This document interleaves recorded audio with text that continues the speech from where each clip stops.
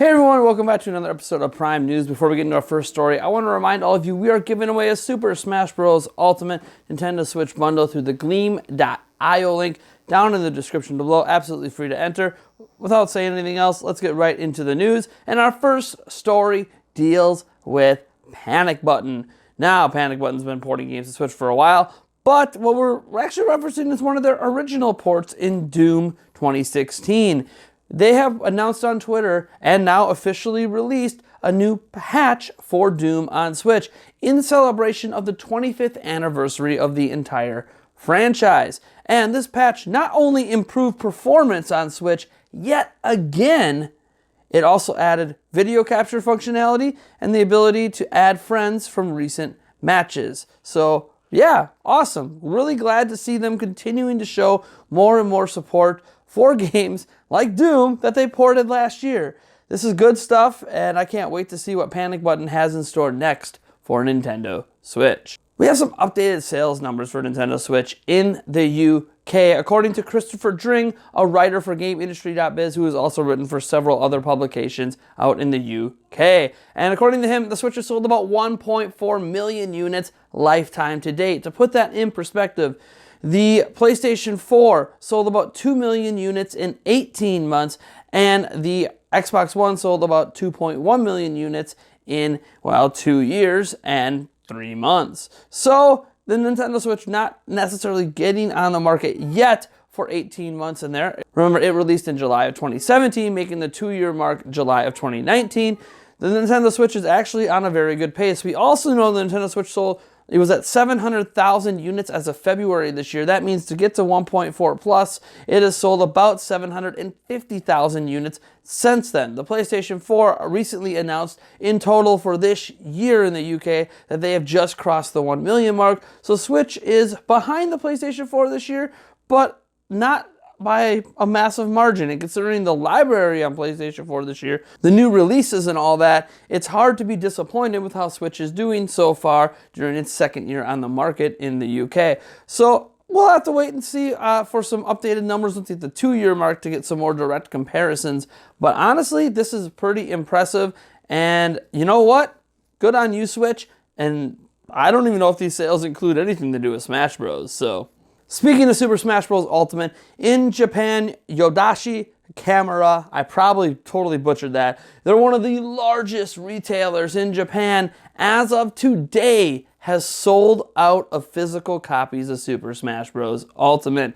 This is an extremely rare thing to happen for a first-party game on any of the platforms, and having it happen now, not necessarily over the weekend, but now, a couple days into this week, is, well, impressive. It means Smash is continuing to sell well. Now, there are reports out there that some of the smaller retailers still have some physical copies. However, when people can't get it at the big retailers, where do they tend to flock to? The smaller ones. So a lot of these small retailers that have it in stock currently probably will be sold out by the end of the week. Super Smash Bros. Ultimate, even with a threat of selling out in Japan, is crazy, especially when we have heard the initial launch numbers, which are just Friday, Saturday, Sunday in Japan, were 1.3 million, which is a number we reported on yesterday. Now again, we don't have any updated sales on the actual Switch and how many units of Switch were sold. That comes tomorrow. But man, oh man, is this really exciting stuff.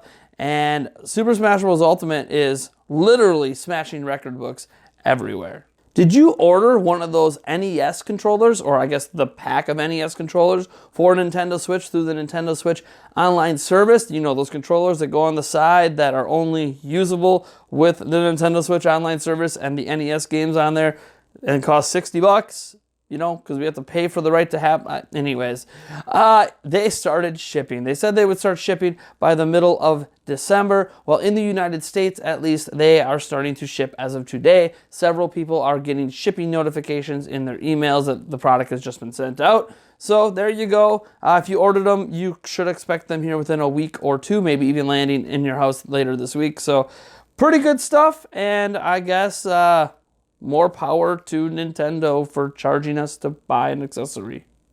Now, this last story is actually our big story of the day, and this is about some comments Reggie Fils-Aime made to IGN on the importance of E3 to Nintendo and why they're not even close to considering leaving and not attending the event like Sony is doing next year.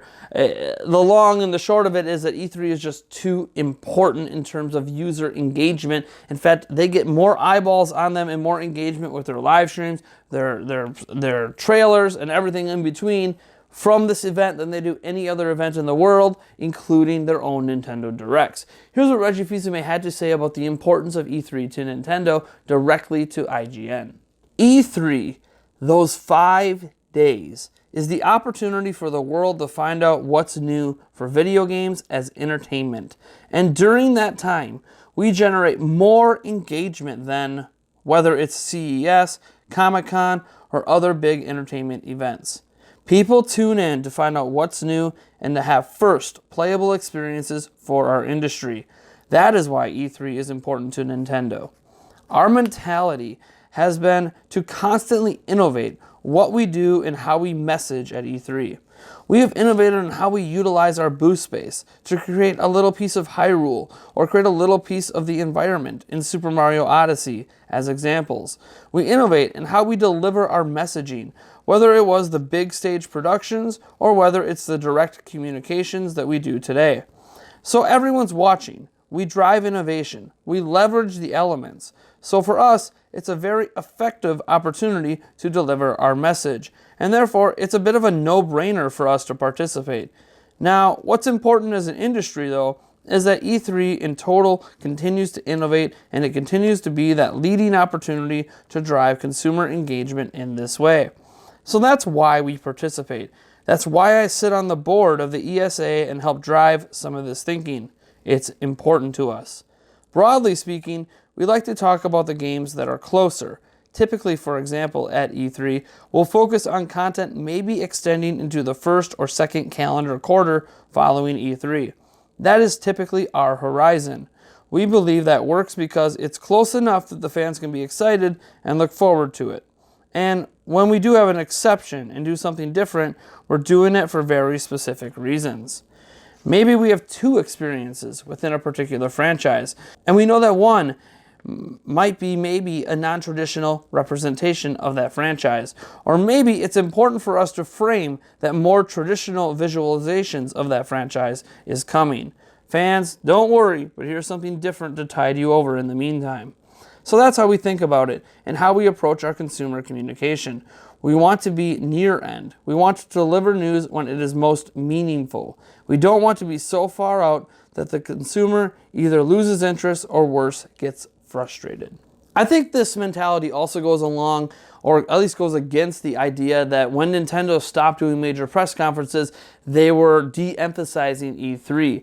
In fact, I honestly think it's the results of the major press conferences that made them go to an all-digital format. If you think back in 2011, they had massive communication issues showing off Skyward Sword, and honestly, they didn't want that happening again, and that's the kind of things that can happen in a live stage environment. Communication issues, things don't go as smoothly, someone could trip and fall, someone hits the wrong button in the back, like at the Game Awards when we got the Mortal Kombat 11 trailer too soon. These are the kind of things that can happen at a live presentation that don't happen in a more controlled environment where you can reshoot and pre-record everything and make sure everything is displayed perfectly to the consumer. Now, some may argue this is not a true representation of the final product, but so far Nintendo has yet to really deceive us or lie to us through this format, so we have no reason to believe that they are going to abuse the ability to make a game look better than it really is, especially from a control perspective in these sort of events. So again, I'm honestly very, very happy with Nintendo's presence at E3. I obviously wish I was attending E3 while they did live press conferences, because I think the atmosphere of a live audience is really, really awesome. But setting that aside, I honestly think they have really made E3 a massive, important thing to them over the years, rather than de-emphasized it. I think it's a misnomer that you have to have a live press conference in order to make E3 important. I mean, E3 itself is a show floor thing, right? You go to the show floor and you get to try out games, and Nintendo's made that more and more important. And yeah, they always seem to be showing off like the biggest announcements of the year. Sure, they announced Smash Bros. A little bit outside of E3, but we really didn't get to see full-on gameplay until E3. Nintendo makes E3 like the most important event of the year, and there's a good reason for that, because there are more people paying attention to them than at any other event in the world every single year. So good on Reggie for coming out and showing strong support for E3, mentioning that Nintendo themselves, I mean, if you didn't think they thought E3 was important, why the heck is Nintendo on the board of the ESA that makes E3 a thing? So again, this is obviously a very important venture for Nintendo, and I honestly believe these words are coming out in wake of Sony backing out of E3 next year, which is just unheard of. A major platform holder backing out, and Sony likely doing its own events to kind of hype up, the next system, the PlayStation 5, which people assume will be announced next year. Anyways, folks, that's really all we have for you today on Prime News. Kind of a shorter episode focused on the one big story with some other stuff before it. But hey, you know what? That sometimes happens. I am Nathaniel Rufflejets from Nintendo Prime, and I want to thank each and every one of you for tuning in to Prime News. I hope you enjoyed the show and you like and subscribe for more content. And yeah, I mean, heck, you just checked out Prime News. Isn't that pretty awesome?